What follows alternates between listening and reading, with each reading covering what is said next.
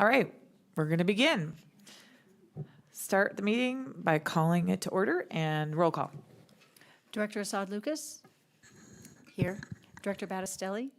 Here. Director Goldstein? Here. Director Marsh Holshin? Here. Director Pop? Here. All right, I'll entertain a motion to approve the agenda. So moved. Second. I'm sorry, Director Potter, was that you that seconded? Thank you. Director Assad Lucas? Aye. Director Battistelli? Aye. Director Goldstein? Aye. Director Marsh Holshin? Director Potter? Aye. Okay, rise if you're able for the Pledge of Allegiance. I pledge allegiance to the flag of the United States of America and to the republic for which it stands, one nation, under God, indivisible, with liberty and justice for all. Okay, well, next is the superintendent update. So I gave a fairly good update back in work study session, so I have nothing further to add at this point. Thank you. Board of Education comments, recognition, awards, and vision. Start with Director Potter. I will keep it really brief. I just want to thank all of the staff that handled some of the power outage things going on and helping get our students back with their families and back on track, as well as wish all of our kiddos a good night's sleep and lots of rest and healthy breakfast, lunch, and dinners leading up to CMAS. Okay, Director Marsh Holston. Thank you. Welcome back, everyone, from spring break. I hope everyone got rest for the final push. I attended the unified basketball game at Horizon, which was strangely my first time in Horizon as an Adams 12 graduate. I don't know how I never went, but it was Legacy versus Horizon, and it was just a really great game and so fun to see everyone come together. I was able to go with Paula to the art show to look at the high school art that we were able to pick, but I was happy that Paula was the one that actually had to pick because there was too many to choose from. They all did an amazing job. And I went not as a board member, but as a mom to the Broomfield Community Connections at Mountain View, which was a night that all the community was invited to learn their social, emotional learning skills, which was just really nice to see. And it was nice to have community members, not just parents, in there learning what our kiddos are learning. So I unfortunately will not be at our next week's meeting. I will be in DC. But that's it. Thank you. Director Bastelli. The first thing I want to note is that it is National Poetry Month. So as a former writing professor, poetry, reading, and writing is near and dear to my heart. And I also thought it would be helpful to share some information on why it's important for kids to learn how to read poetry. And from one of the national nonprofit called Reading Partners, they work to help schools get kids ready to read by 4th grade. And they write that kids who read poetry, they're motivated to read. It teaches them sound like voice, pitch, volume, inflection. It builds their vocabulary, and it encourages creativity. So, it's National Poetry Month, hurrah. I visited Shadow Ridge Middle School on Tuesday. It was a wonderful visit. I met with Principal Matt Ohlert and Vice Principal Philippos, who will be moving on soon to Legacy, I believe, where he's going to be the athletic director, so he'll be missed. They are a school that are on a priority improvement plan. Principal Ohlert started there 2 years ago, and for the first year, he spent time just trying to get to know the environment and how the school functioned and what some of the barriers to success were. And since then, this year, they've been working on exploring their approaches to discipline, building community morale, focusing on school pride, and their motto moving forward is "In Sync," which is why I'm wearing their t-shirt today, and I thank Principal Ohlert for giving me a t-shirt to wear. I visited several math classes while I was there, several classes while I was there. I visited 2 math classes, a social studies class, an English class, a music class, art class. They have a Spanish class in their middle school, which I thought was phenomenal. They also, in their art class, the kids were building really complicated sculptures, and I couldn't help but think about all the connections that probably has to good engineering skills as well. It was a sentimental visit for me because a lot of the kids at Shadow Ridge Middle School were kids who had gone to school with my son at Glacier Peak, and it was great to see them growing and thriving in that new environment. And finally, I just want to thank Principal Ohlert, the students and staff for welcoming me into their community. I always appreciate the trust and faith they put in me, being able to see all the wonderful things going on there, and I always am thrilled to share that with all of you. Like Alexis noted, it was a pretty busy month for me. I did do the jurying, I guess, for the high school arts competition at the Front Range Community College, and it was wonderful seeing all the high school artwork. But I also need to do a shout out for the middle school artwork, which was equally phenomenal. We have a lot of really promising up and coming artists, and it's just wonderful to see the work that they do. I also attended the Unified Basketball games. At first, I was sort of embarrassing admittance on my part, but I was like, what's a unified basketball game? So for those of you who are asking the same question, it is when students with diverse abilities play basketball as a unified team. And I saw some of the most, I went to the Horizon versus Legacy, and I saw some of the most amazing feats in basketball. For instance, and I had to research what some of these shots were. Excellent one-hand layup by one young woman, and a great free throw from the center line from another young man. It was amazing, some of the things, the moves I saw. So yeah, that's it. I mean, I think that's enough. Oh, North Glen High School PBL. I always love going to those. If you have a chance to volunteer, I encourage everyone to do so. It's great to see what our kids are doing, learning how to problem solve and really getting in there and doing those sorts of things. This time around, they were writing children's book or working on children's books on genetic conditions. And what I really hope to see is a lot of those books in our kids' libraries about 6 months from now. Wouldn't that be great? So, Thank you. Director Assad Lucas?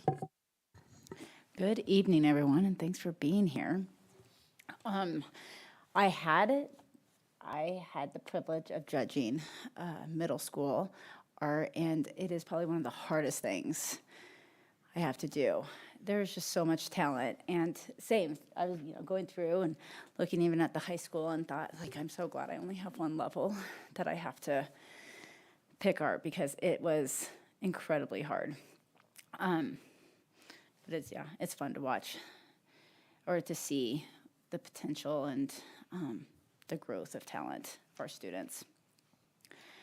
I want to remind everyone, if you have not already registered, definitely do so for the Adams 12 5K run on April 20th. You can register up until the day of the event, but this is such a great event. Wonderful family engagement for a Saturday morning.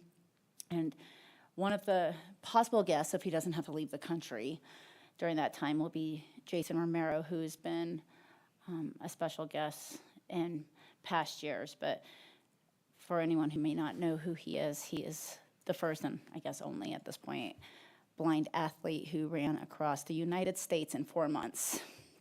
Yeah, he ran about, on average, 50 miles a day.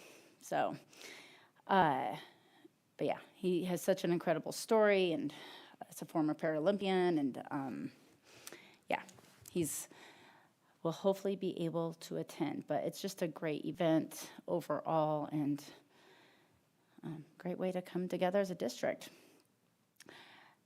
There will be another Special Education Advocacy Committee meeting on April 25th. Unfortunately, I won't be able to go, but I really want to get this out there for anyone who is interested, because this is such a great opportunity, and especially this meeting. They're going to really connect parents and guardians, family members, whomever, who have children that have IEPs, 504s, and their specific needs with other parents that have those students with those same needs or similar needs, and to be able to just to build those relationships and collaboration. And so it's definitely a wonderful way to connect, ask questions, and just make some connections as parents.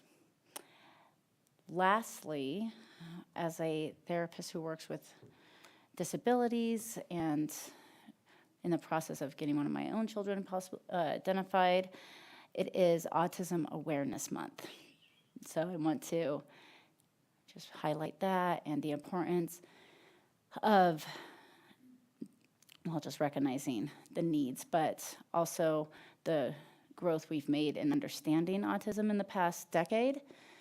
And I mean, even professionally, I think of where we were in the field 10 years ago and where we are now has just made a significant difference. So continuing to learn more and bring awareness to better serve our population of individuals with disabilities.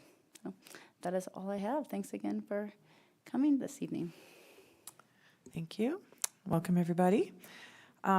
Before our spring break, we had a pretty intensive IBS session where we're actually getting things squared away.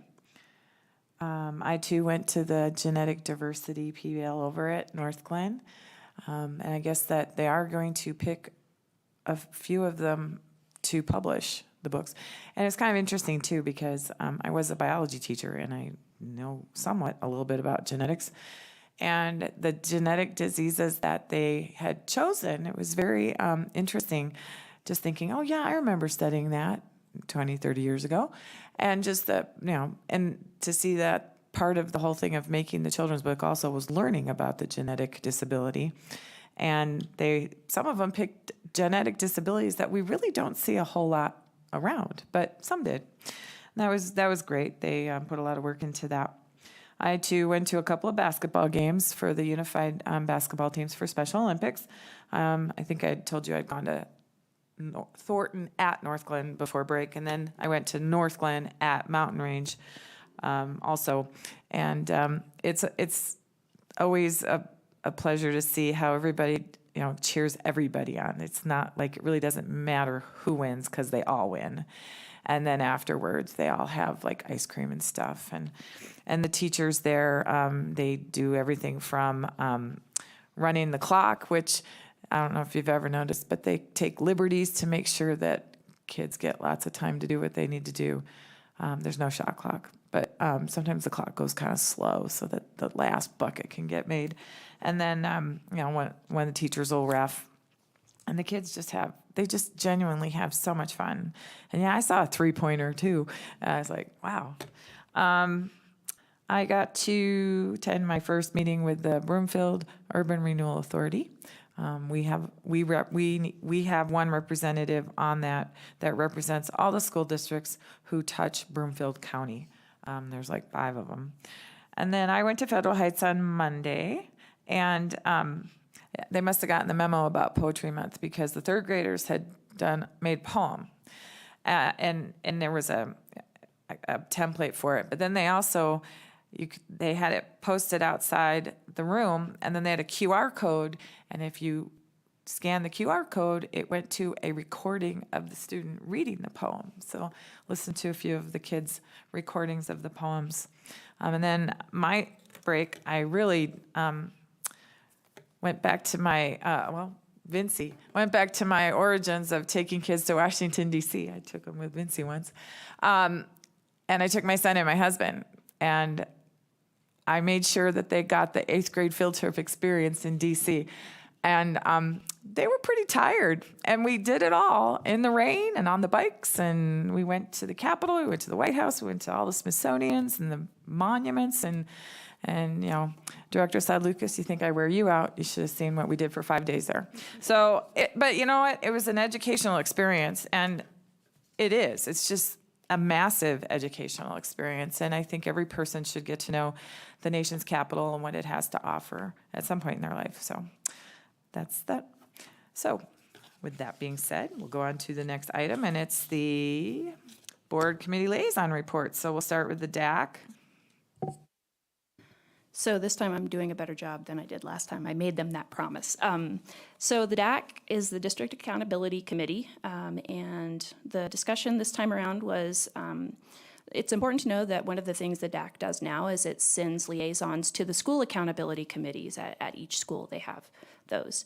And they start out with the SAC Minute, where they report out on their liaison activities. They've continued to make the SACs aware of the Spending Priorities Survey that I've previously referenced in other meetings, and they're realizing participation in SACs is also a good way to recruit for the District Accountability Committee. They also discussed membership engagement over the past year. In essence, membership has been much more robust in the past year. And on a side note, sometime this month, I believe, and maybe Superintendent Godowski or one of our other admins can confirm this, is that you should see invitations to apply for the DAC or the 5-Star Leadership Academy soon. The DAC committee also reflected on their experiences participating in it. People generally noted that it was a great onboarding experience and that they find the time commitment doable. They also noted that it allowed them to access to understanding how the district functions that they wouldn't otherwise have, like getting involved in blueprint, budgeting, and other background knowledge. As the DAC prepares for new applicants, they plan to update the FAQ page, for those of you who might be interested, to show the new schedule and answer other relevant questions. Another future plan is to work to more fully offer a liaison to every SAC in Adams 12. And they'd like to advertise particular areas where liaisons are needed on the DAC webpage, so keep your eye out for that. And that's it. Thank you. Beck? I do not believe we had a meeting since our last board meeting. So you'll notice that CASB is inserted here afterwards on the agenda. And I felt that since I was representing us at CASB on the board of directors, not just us, but Region 5, which we're part of, I thought I'd just keep you guys a little up to date on what do we do there, okay, what's about. So one of the big things that we did was, so our exec director, Jubal Yenny, is somewhat new. And so he's developing his vision of where he wants to go with things. And so he had hired PEBC, Dana Sorensen, some of you might know, because she used to be in Adams 12. She was our facilitator, and she came out to help us start thinking about what we wanted as CASB organization, the Colorado Association of School Boards, for strategic planning. And we spent a lot of time with that. And I really enjoy this group of board members. They're really from all over the state. There really are some great heads in the room there. And different perspectives, you know. West, east, rural, urban. It's real interesting to hear the things that go on in different school districts that are very different than ours. We certified the dues for CASB, and I'll let you know that our dues went down about $100 or so. So that was good. They're already planning the next convention at the Broadmoor in December, and various committees reported. And I do chair the Federal Relations Network, and I filled people in on what was going on there. We're planning a bus tour, just so you know, in the fall, and we did it last fall too. But this fall, I'm trying to get some consensus to go visit the more rural areas, and we're kind of focusing more like in Glenwood Springs area, Roaring Fork, where that's kind of my vision for that. Also, we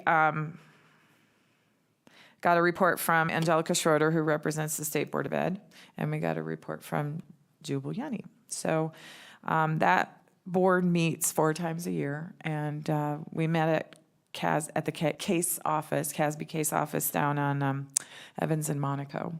So don't have to go too far. Okay.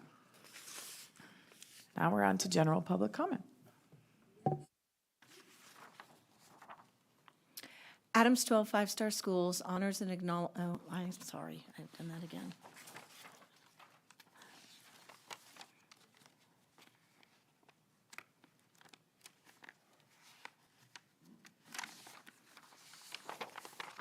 Adams 12 5-star schools Board of Education welcomes you to the meeting this evening and welcomes folks to participate in public comment. Each person will have 3 minutes to speak. I will hold up a 30-minute sign when you are getting close to the end. And we ask that you start ending your comments at that point, and then I will let you know when your time has expired, when we ask you that you please conclude your comments at that point. The first speaker, when you do come to the podium, please use the microphone. You will need to turn it on, and it takes just a few seconds to warm up. That's so that everyone can hear and to facilitate the recording of the meeting as well. And please state your name and city of residence when you go up to the podium. The first speaker is Vincietta Yulberg.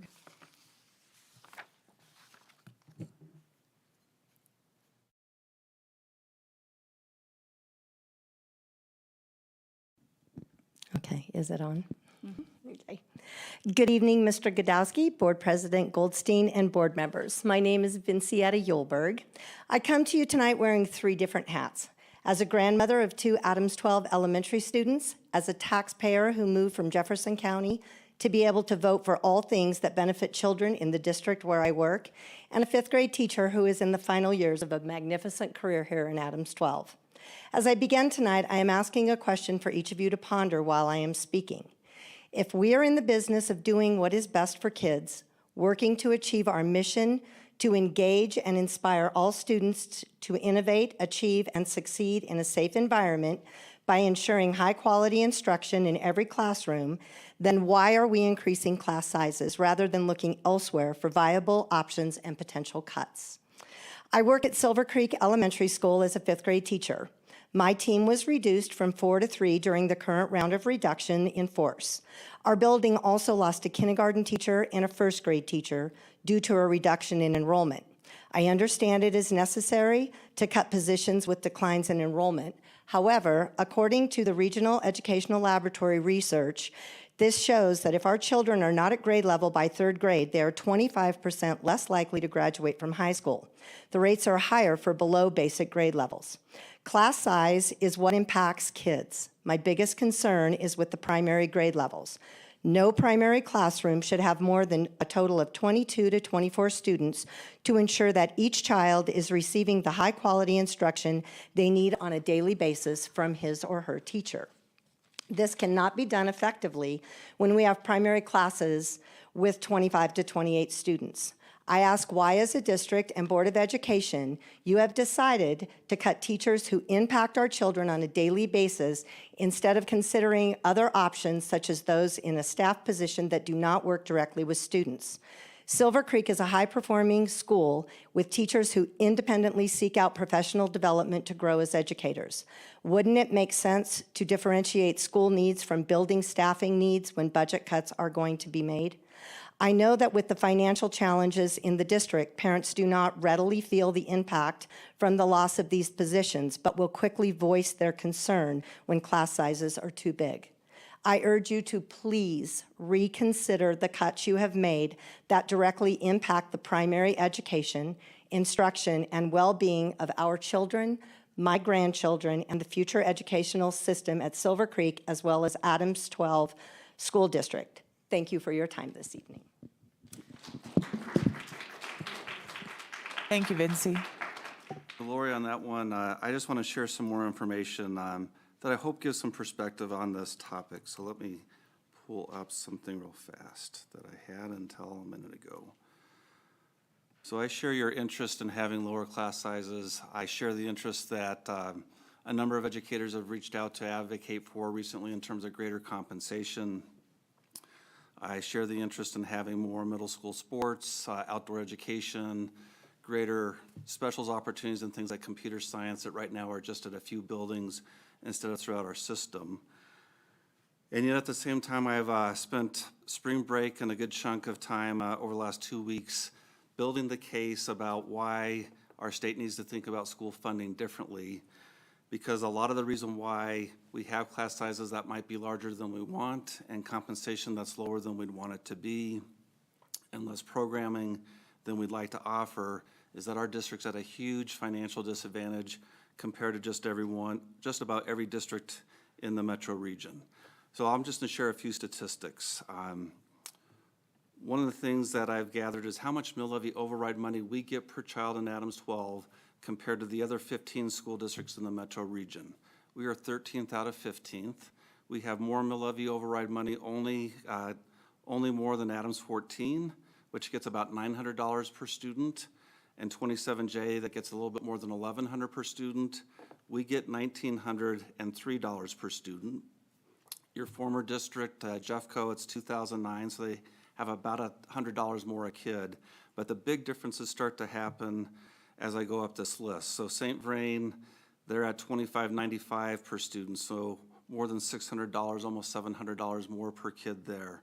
Mapleton has $2,792 per student. Aurora, $3,198 per student. Cherry Creek, $3,419 per student. Westminster, $3,512 per student. Littleton, $3,604 per student. Denver, $3,989 more per student, or per student, and Boulder, $4,478 per student. So when you start to think about what does that mean for a school district when you multiply by 30,000 plus kids, which we serve, what it means for us is Boulder Valley, if we had the same amount per pupil as they do, we'd receive another $91 million a year. If we had the same amount of money as Denver, we'd have another $74 million a year. If we had the same amount as Littleton, it's $60 million more, $57 million more if we were Westminster, $53 million more if we're Cherry Creek, $46 million more if we're Aurora, $31.5 million more if we're Mapleton, almost $25 million more if we're St. Vrain, more than $12.6 million more if we're even Douglas County. So it puts us at a huge disadvantage. And the challenge that often also comes with trying to get more money in the door here is out of those 15 school districts, we have the lowest amount of property value per pupil of any district. So on assessed value per pupil basis, which basically translates into how much money you're going to pay in taxes. In Adams 12, that's $119,466 per kid. In Boulder Valley, which is the high water mark along with Inglewood, it's $340,058 per kid. What that means in terms of actual tax rates is if we try to raise our mill levy override amounts to get to the same place as Boulder, for a Boulder homeowner who owns a $500,000 home, they currently pay about $400 a year to raise that $4,500 per kid. In Adams 12, a $500,000 homeowner would be paying almost $1,200 a year, almost 3 times the amount. So we are, I think we're often a misunderstood community. People often feel like there's got to be places that are poorer than us when it comes to a tax base. And you often think about places like Westminster Public Schools or Mapleton, Aurora, Inglewood, Sheridan. And the sad truth is that we're bottom of the barrel in terms of property values, and it creates real significant challenges for us to keep up with all these other districts in terms of revenue. If we had $91 million more like Boulder, you'd be paid more. One of the stats that I heard today, 2 stats I've heard recently. One is that 40% of Boulder Valley teachers make $100,000 a year or more. In Adams 12, that number, let me pull up the text with this data.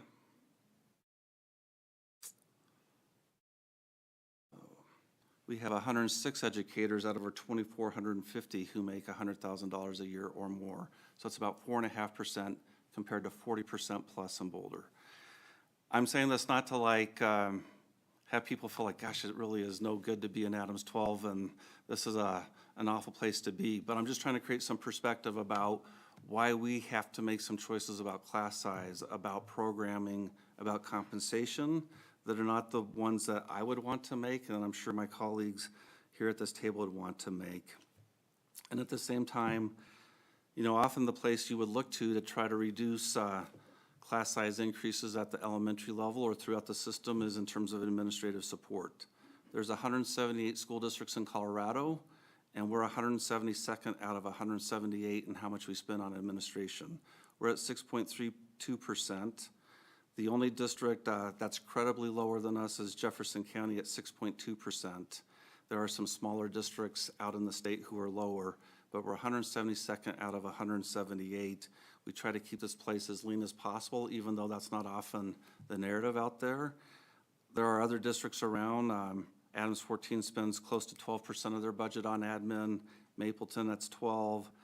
27J is at more than 10%. Looking at some of these numbers, Littleton's at 9%, St. Vrain at 8.45, Boulder 8. So being at 6.32, I I think there's a lot of credible data to say that we try to put as much money in the classrooms as we possibly can. There's other data that affirms that too. So it's a long response. And I have this not because of you coming here tonight and saying what you did, but I'm advocating with state legislators, and I'm going to start speaking with principals tomorrow, with our IBS team, with our 5-Star Leadership Academy, with the media and anyone else who will listen, that these huge inequities and mill levy overrides have resulted in a system of education that's not thorough and uniform like our state constitution requires, and I think it's time to change that. Thank you. The next speaker is Amber Gerace.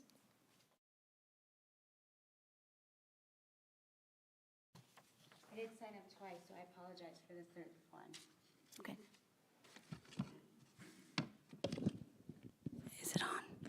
My name's Amber Gerace, and I'm from Thornton, and I'm sure it's nice to put a face to all of the emails that everyone has gotten over the years. I want to say, Courtney, thank you so much for actually being an advocate for me and my family. This is my daughter, Tegan Gerace. She's getting bullied at Woodglen Elementary, and she has dyslexia, and she's being called stupid. She's the smallest one in her class, and I brought it up to the principal, and the day before I brought it up to the principal, there was a suicide threat with a 4th grader that was getting bullied. And there was PD there at Woodglen, and it was a huge thing. Do you know what the principal told me and another mom who called crying and complaining that one little girl was traumatizing my daughter, who now is so afraid to go to school? That, oh, just wait, it's gonna get way more worse in middle school and even worse in high school. That's not zero tolerance bullying. That's tolerant tolerance, and that's disgusting. And I don't think any of my kids should have to deal with this.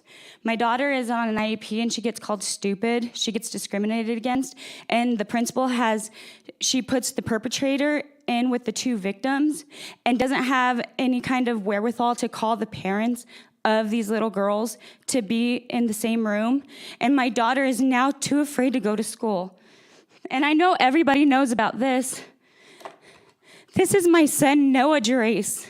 He has severe nonverbal autism.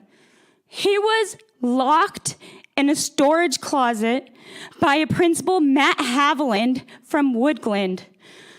And do you know what all they did was they let him go with all of his salaries, and he's still getting a pension right now. That's one way you guys could pay them, is stop giving him his pension. He's a child abuser. And I've begged and begged and begged for the video evidence, because it's proven for that he was not only just manually locked in it, but his foot was against the door. He went in with his hand above his head, and my son came home with bruises. Nobody checked on my child. And do you know what everybody said? Nothing. I had to meet with the lawyers from here, and they said nothing, but I learned a whole lot about Legacy and Horizons lawsuits that are going on because of the lawyers speaking out against it in front of everybody, sexual assault. And that's just these cases of bullying and everything else. My son deserves this, and I am demanding from everybody here and all of you witnesses that I get this videotape, and my children get the justice that they deserve, because it's disgusting, and this is bullying at its finest from the people who are supposed to be those who are supposed to keep them safe. I can't even trust any of it. So I appreciate your time, and I thank you, Courtney, and I've emailed everybody, so I know everybody knows my name. And here's my face, Amber Gerace. Thank you. Thank you, Amber. The next speaker is Jen Kiefer. Hi. Okay, I didn't plan a speech. I didn't even plan on coming here. Oh gosh, I don't even know how to turn this on. I turned it on. Hi, I'm Jen Kiefer. I'm a kindergarten teacher at Silver Creek. I've been in our district for 24 years. I've actually had lots of kids from parents in here in the building, and I wasn't even going to plan a speech, but on the way here, and Vincie was going to speak for our school. I started thinking about 2023 elections and how kind of what platform a lot of you ran on, and how you ran on the platform about smaller class sizes and what's best for kids. And I even got some quotes on my phone by making sure that resources get to where they're needed and to make sure every school gets what they need to meet the needs of their students, was one quote from one of you. And Mr. Godowski, I love your response to Vinci, but sitting there, I'll tell you, like, a couple things went through my mind. First, I've been working for the district for 24 years. Oh my gosh, if some districts are paying that much, yikes that I waited that long. But more than that, like, I feel like now we're just being, like, teachers are getting consequences for what we're doing because we have face-to-face interactions with students. So we work so hard with these kids on a day-to-day basis. I teach kindergarten. I teach 4- and 5-year-olds because they're allowed to come in 4 years old. I have to get these kids to be somewhat proficient in reading, using the bathroom, tying their shoes, building a relationship with a kid. I can't build a relationship with a student if I have 26 kindergartners in my class. I have 28 cubbies that I can use, and our projected numbers are going to be pretty much overflowing my cubbies in my classroom. So if I have 28 kids or more in my class, how's that equitable? It's going to be equitable for the kid who has to put his clothes in the hamper at the end because there's not enough room, but we're losing teachers. And I understand we want to pass mill levies and get all that stuff going, but in the meantime, we should not be the ones who are taking the grunt of it. We are coming in every day, doing what's best for kids, making sure they're learning, making sure they're safe, but I'm told that administrators are paid this much, and then we get an email that all these new district people are hired, and I don't know that any of them have ever had face-to-face interactions with kids. And if they have, awesome. I hope they have, but if they haven't, all I hear is, here's some more curriculum, here's some more this, here's some more that. Make sure you form a good relationship with these 5- and 6-year-olds. And again, like some of you new board members or just re-elected ones, I'm pretty sure that's a lot of your platform was. Make sure we're not having huge class sizes. The other person's going to be cutting teachers. The other person's going to be cutting this person. Make sure you get out there and vote. Well, we did, and now we're getting teachers cut left and right. So thank you. Thank you. That concludes public comment. Okay. Next, instructional materials presentation.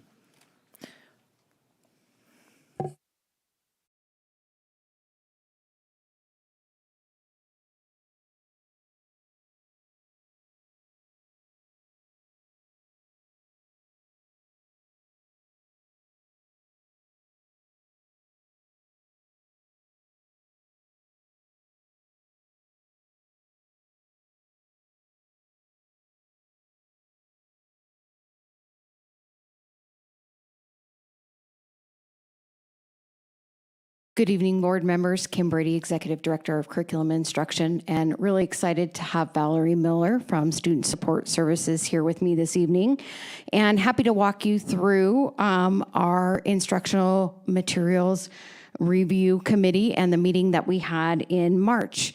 So the purpose of our 6230 instructional materials review process is to make sure that we bring any instructional materials that we are looking at adopting in our district that are aligned to the Colorado academic standards and aligned to our Adams 12 guaranteed and viable curriculum. So this is aligned to our current 6230 policy. And our committee, when we met in March, and anytime that we meet, we work off a consensus model. If no consensus can be reached, then we take whatever recommendation or any notes that we have from that committee meeting to our chief academic officer, and then that report is given to you. You'll notice when you look at the results of our committee meeting, we were able to reach consensus on all of the materials that we brought forward to you in this particular meeting this time. So we look at how those materials are brought to our committee. They can either come from an individual school, a content team, or whether it's a new course or program, or if it's an update to a series that we already have in our content or in our curriculum. So in this particular, committee meeting, these were all brought by content teams. And so we'll talk about the materials that we're going to be looking at. But before we do, just a little bit about the process. Our Instructional Materials Committee is a multi-shareholder group that is facilitated by me with the district appropriate staff that comes with those recommendations. We have district principals, classroom teachers, parents, community members. We have students that are part of the committee, and then we have staff members with relevant expertise that are also part of the committee that work with us to ensure that we have all the relevant expertise that we need to provide the committee with. And then we use a criteria to ensure that the materials that we're looking at meet a set of standards. And the first two criteria that we look at are, does it align to our state standards? And does it meet our guaranteed viable curriculum? And does this fulfill a need for students in our system? So those are the first two criteria. And then we use a rubric to determine, and the committee looks at how well does each material set meet the rest of these criteria. Does it enrich our curriculum by really representing various student needs, interests, and abilities?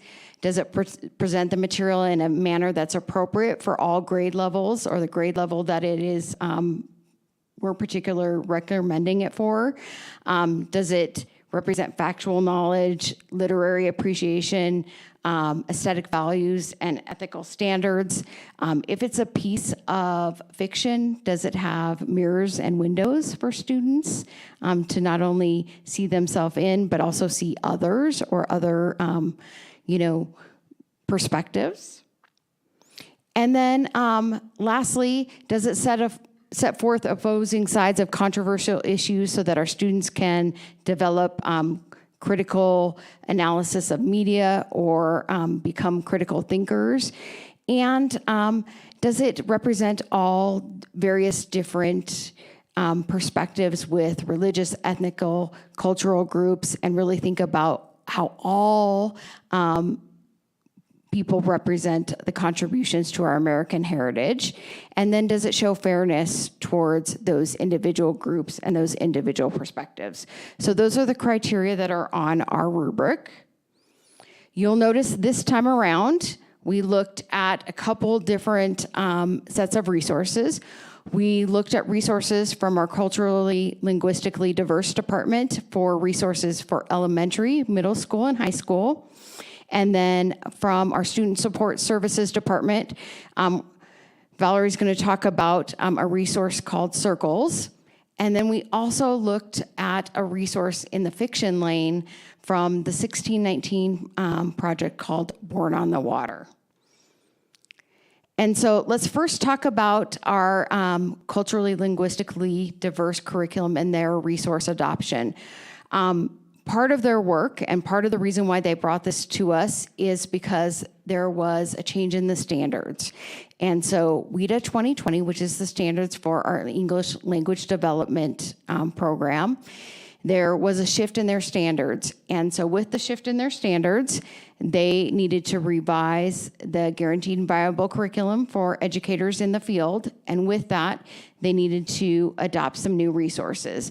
So in the PowerPoint presentation, in those links for you, you'll notice that there are titles that are coming from a vendor called TCM, which is Teacher Created Materials.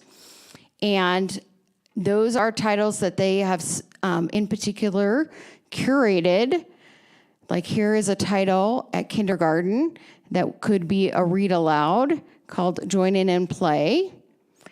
And then they also have Raz Kids and then another title called the Buddy Bench that they would choose to purchase from like Amazon or another vendor because it just may be cheaper or not available through TCM.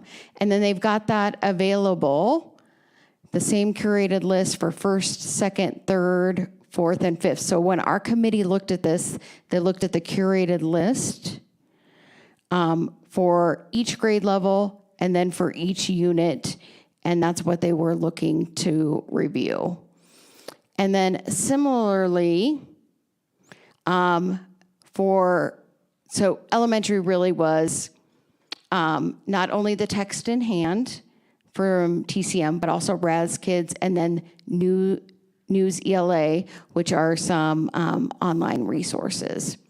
And then for middle school, this was all virtual resources from News ELA, and you'll see again a curated list of sample nonfiction articles that our committee looked at to see if these were grade level appropriate and met the standards of the rubric.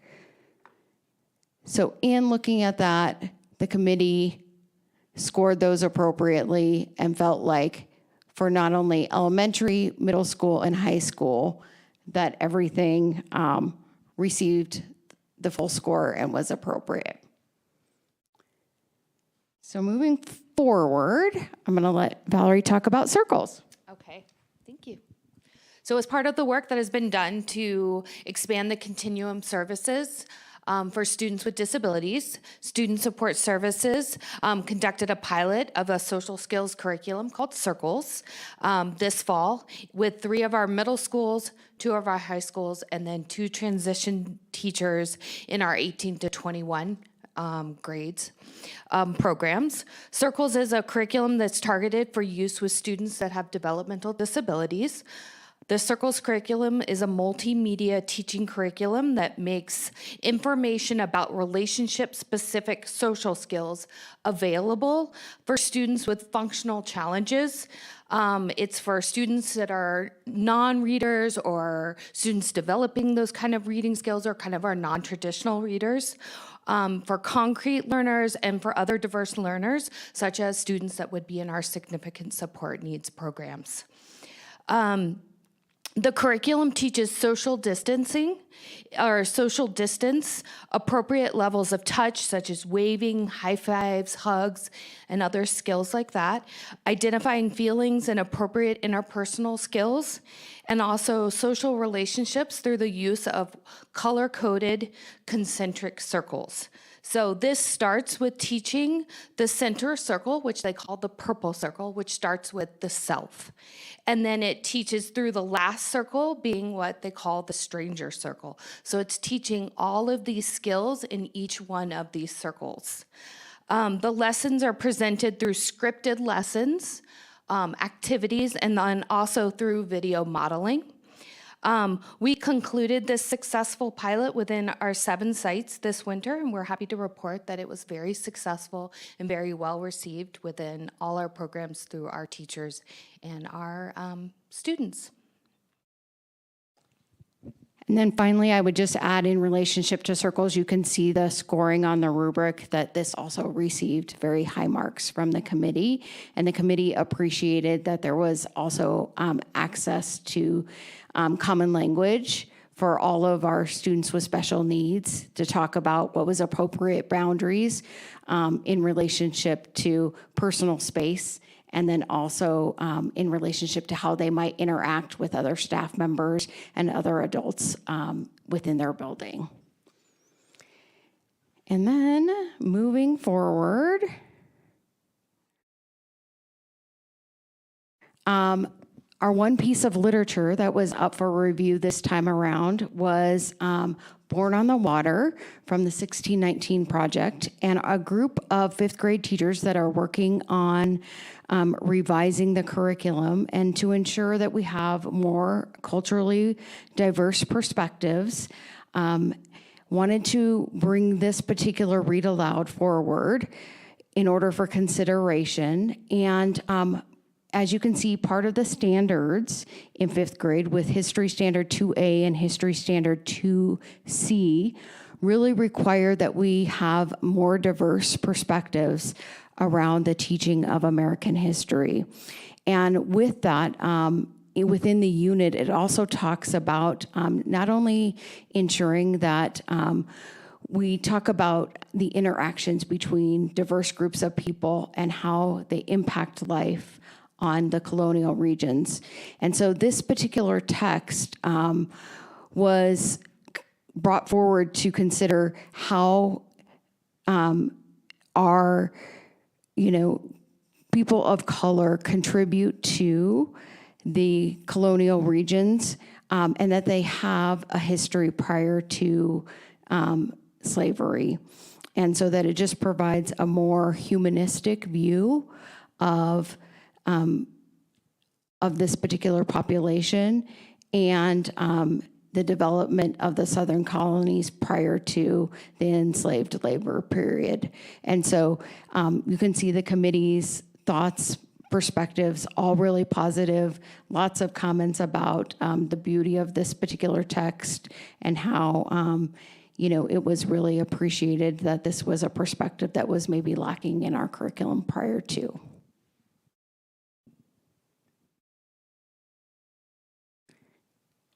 So I'm going to pause, and any questions about the process or questions about committee scoring comments or any of the materials? Does anybody have any questions? I have a comment. I really was excited to see circles. We use parts of it in our practice, working with our clients with intellectual and developmental disabilities that need that behavioral support. And we've seen such great things with it. So I was really excited. I mean, we don't use that particular one, but others that are very, very similar to it. So I'm excited to see that was been adopted. Okay. All right, thank you.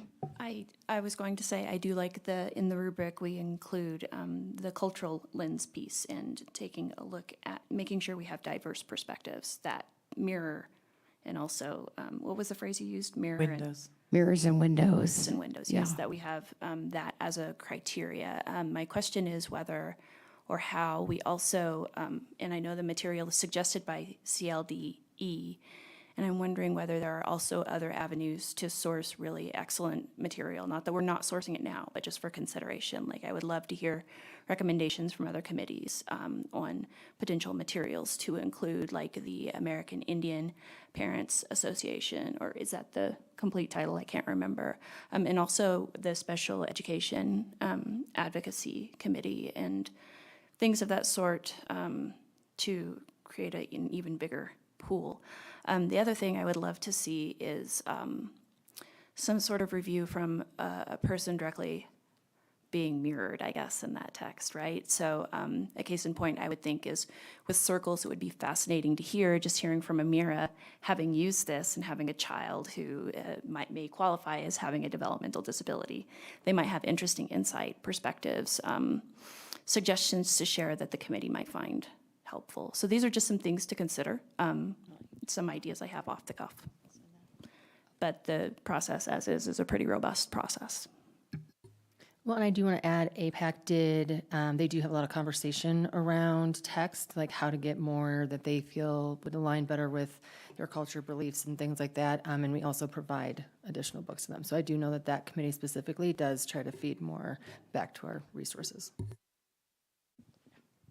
I don't know if this completely answers your question, but with circles, a big piece of the curriculum is the video modeling. So I guess the best way to describe what the video modeling is almost a reality kind of video where the person directly speaks to the kids and then talks about her life and shares kind of what's going on. And the kids, that participated, we did a lot of observation while the teachers were showing the videos, and they were super eager to watch these. Some developed little kind of like, what's she up to this week, and what's going to happen, and what's going on in her life, and they wanted to see, and they had these kind of attachments to what was going on in her life and seeing what was going on and drawing these kind of connections in what was going on in her life and what was going on in their own lives. And so it was kind of fascinating to see that connection that the kiddos were making in those videos and in their own lives. Yes, so what you're doing with the mirroring there, I think, is excellent. You have the kids in a sort of piloting situation. They're testing it out. They're giving you feedback. You're able to take it, use it, iterate on it.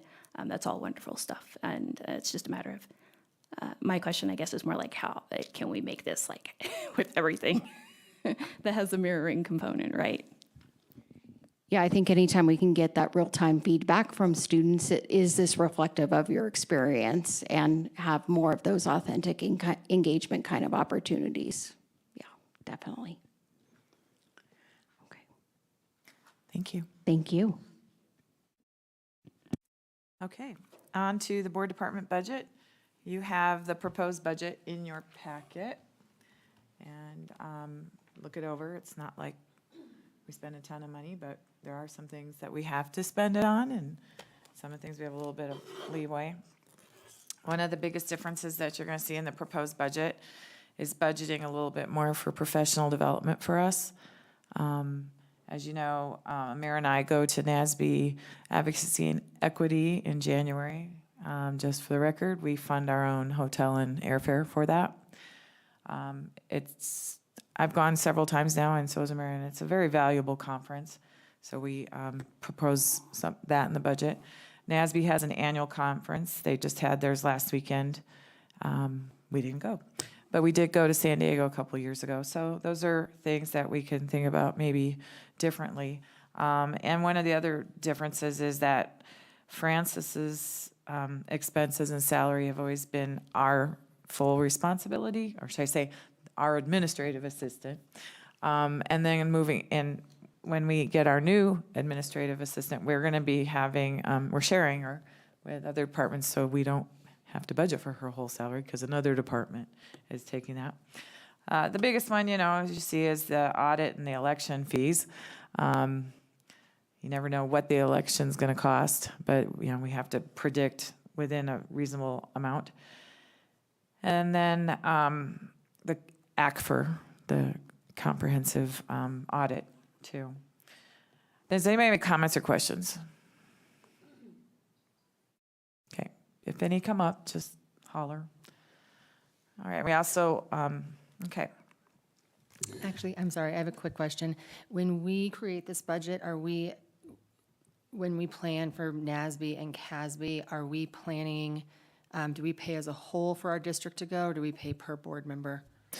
Each board member has an entrance fee, a registration fee, right? I don't know, it's probably what, about $300 or $400 a person? It is a per person. It is a per person. Yeah. And I believe the entrance fee last year, or the last time, was 800 Oh, something. to NASB? And it's about 500 to the January conference per person. And same with December. So it's not that we have to go, it's just we're giving ourselves an option if we want to go. I think at this time, hearing some of the concerns we have about class sizes and some of our budget issues, I'm going to excuse myself from NASB, CASB, and some of these conferences to allow us to help better utilize some of the expenses that would be spent here to help in other areas. Okay. Well, and then the philosophy behind going to some of these conferences is to make us better board members. And when you look at the dollar amounts, $10,000 and $20,000 doesn't pay much in terms of a classroom teacher. Well, I'm grateful that CASB has a lot of these resources available also online. Okay. We're not voting on this tonight. We'll vote on it next time. There is no vote on this. The board actually approves this in conjunction with the adopted The budget. whole budget. Yes. Okay, thanks for that clarification. Okay. All right. Okay, the next is a resolution in opposition of House Bill 24-1363, Charter Schools Accountability. Director Potter, would you like to address this? Yes, first I want to thank everyone for making time for this tonight. I know it was a shorter turnaround. We've had about 5 to 7 days notice that this was going to be heard tomorrow. And so there's two big reasons that I bring this resolution forward. This is in opposition to House Bill 241363, which is specifically around charter schools. One is because I have heard ongoing conversations from a lot of our educators about new charters and the potential for professional flexibility. Oftentimes, our charter schools have some smaller class sizes. They pay differently. There's different calendars. There's different options there. There are some teacher-led charter schools that have been talking about this area.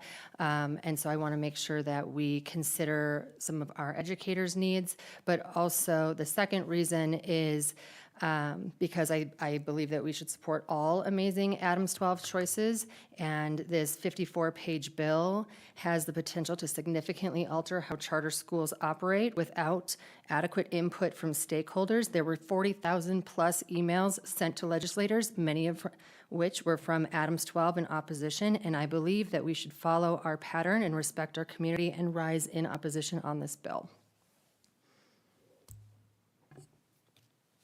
Comments? So I guess what I'm wondering, okay, so from what I understand with this bill, it's about requiring transparency with public tax dollars for public schools. So what I understand is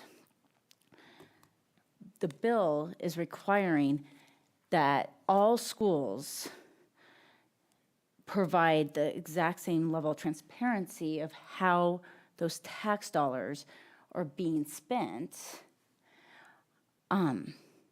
without the, I guess, lack of transparency or hidden or whatever is occurring in some schools throughout the state. And so, and if they are requiring, and correct me if I'm wrong on this one, because I remember correctly, if they're requiring waivers to have a better explanation of what those waivers are for, why, just as public district schools have to do. So again, and maybe some things have changed since I followed it, but what this bill is just requiring is that all public charter schools that receive public tax dollars follow the same rules as our public district schools. Is that correct? A portion of the bill, but it is not the entirety of the bill. There is some verbiage in the bill that I find to be a little bit concerning regarding funding when there's declining enrollment. There is some verbiage in there about automatic waivers, which I believe every single charter school in Adams 12 is currently operating on. And while I understand the importance of being transparent, I campaigned on transparency. I believe every charter school that we have had has gone through a rather intensive accountability process with our DAC. And they come in front of us on a pretty regular basis to show us that they are meeting these standards, they are holding up to the expectations. And regardless of whether this bill is in place or not, all of our charter schools are operating in a transparent way. No, I agree. I think our Adams 12 schools are doing phenomenal with that and doing a great job with being transparent. I mean, that's why we have such a great relationship with our Adams 12 charter schools.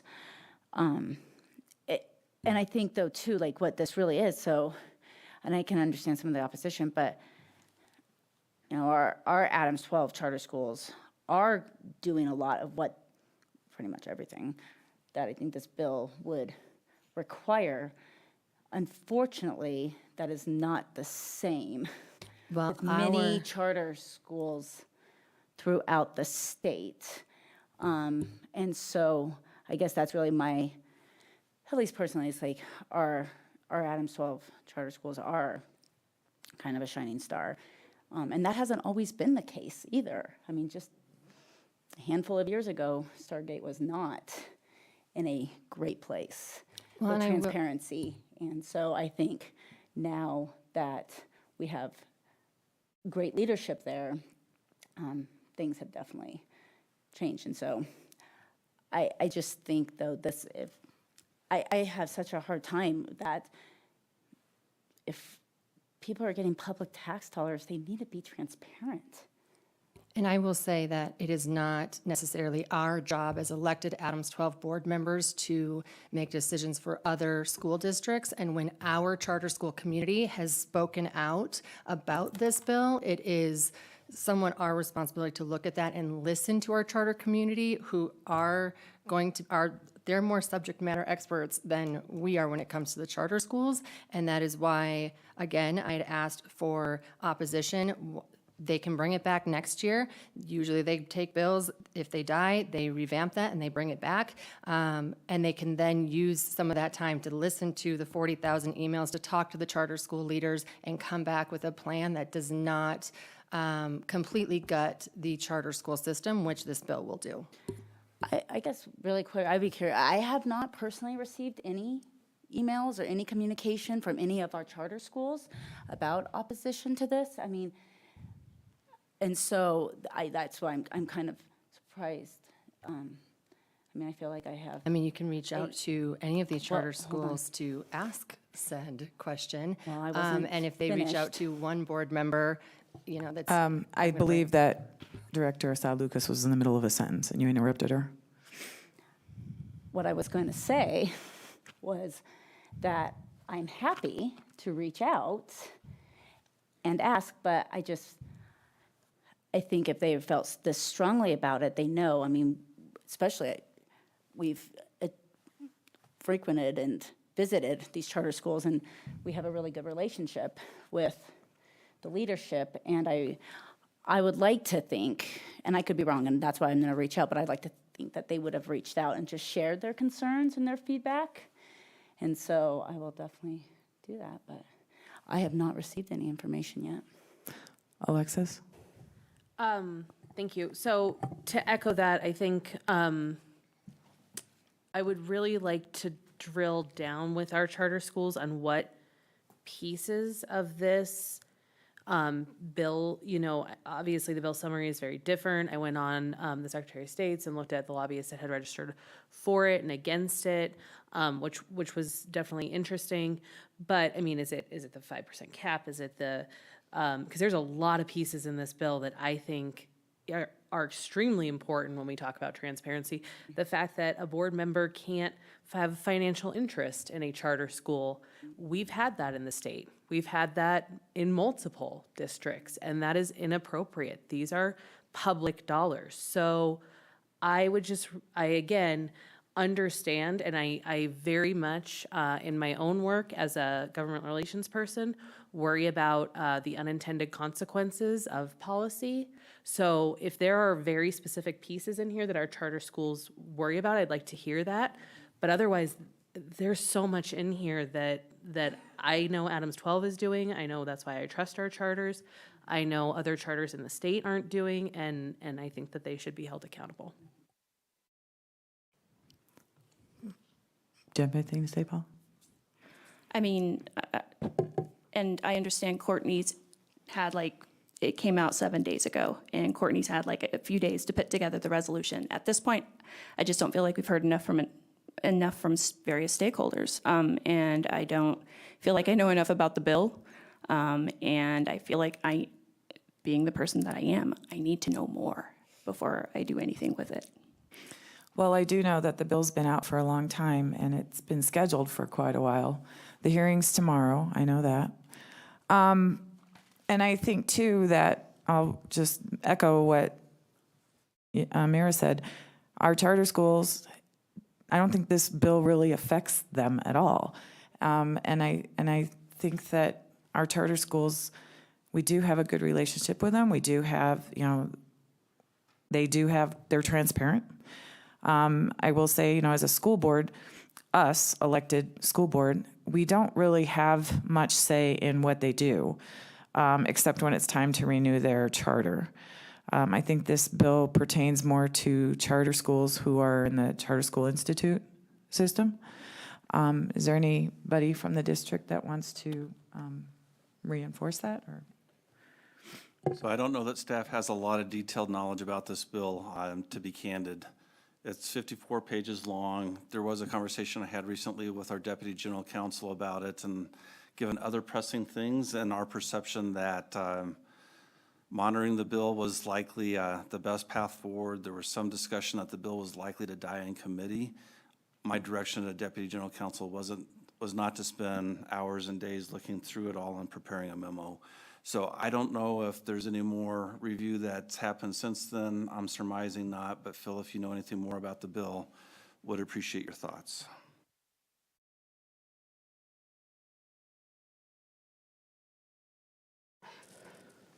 When this matter was placed on the board agenda, I pulled the bill, and it is 54 plus, I think it's 55 pages long.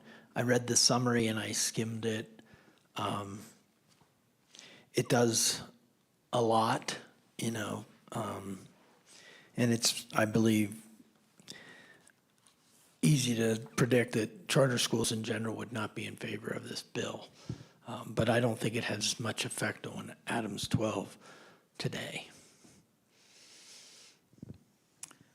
Thank you. So this is in its committee's first tomorrow reading, right? Because as I know it, we have multiple options, which are monitoring, support, oppose. Or nothing. Yeah, or support if amended. I don't think we have enough, certainly tonight, to oppose information. I think monitoring is the best, and seeing how it comes through committee. Are those the directions we take? Or nothing. I mean, we don't take action a lot on bills, as you might know. I mean, we do, but not all the time. But there would have to be a motion and a second, and we'd have to vote. So at this time, is there a motion for anything? I'll just entertain a motion. Starting with, has there a motion to adopt this resolution?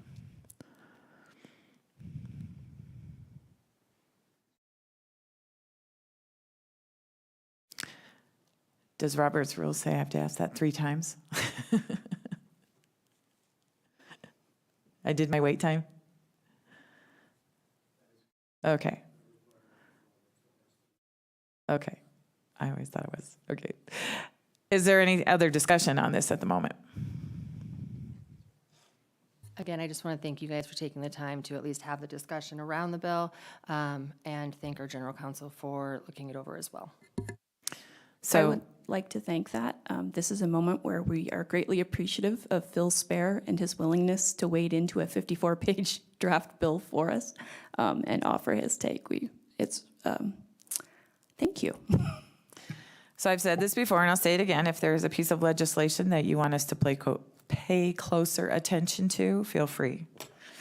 Doesn't mean we're going to always agree, but it's fine to bring it up. All right, on to minutes. I will entertain a motion to approve the minutes of the regular board meeting of March 20th, 2024, and the minutes of the March 20th, 2024 work study session as presented. So moved. Second. Is there any discussion? Director Assad Lucas? Aye. Director Battistelli? Aye. Director Goldstein? Aye. Director Marsh-Holshen? Aye. Director Potter? Aye. Motion to approve consent agenda items D2 and D3 as presented. So moved. Second. Any discussion? Director Assad Lucas? Aye. Director Battistelli? Aye. Director Goldstein? Aye. Director Marsh-Holshen? Aye. Director Potter? Aye. Okay, future agenda items. Next meeting's next Wednesday, 17th. This meeting was out of order because of spring break. You can see the topics here. Yeah. Anything anybody wants to add? President Goldstein, you had indicated at the last board meeting that you wanted to say something about that the board would be meeting with DAC in a work study session, and just to remind members if they had. Yeah, and that will be on the 17th, I believe. Yeah, so that's what our work study session will be. A couple of years ago, when the DAC was in their norming phase, or their storming, they were going through some. Can I interject for a second? I believe we got that date wrong. Yeah, I apologize. It's in May, not Oh, April. Is Sorry. it the first meeting in May? First meeting in May, yes. I Okay, apologize. thank you. The DAC is a board committee, and the DAC would like some direction from us. So we will meet with them and have a conversation with them as far as giving them some guidelines of what to do next. And I hope that you've been listening and can give us some suggestions. Good. Okay. Anything else? All right. Have a good evening. And thank you for those of you that came. You actually came for a short meeting.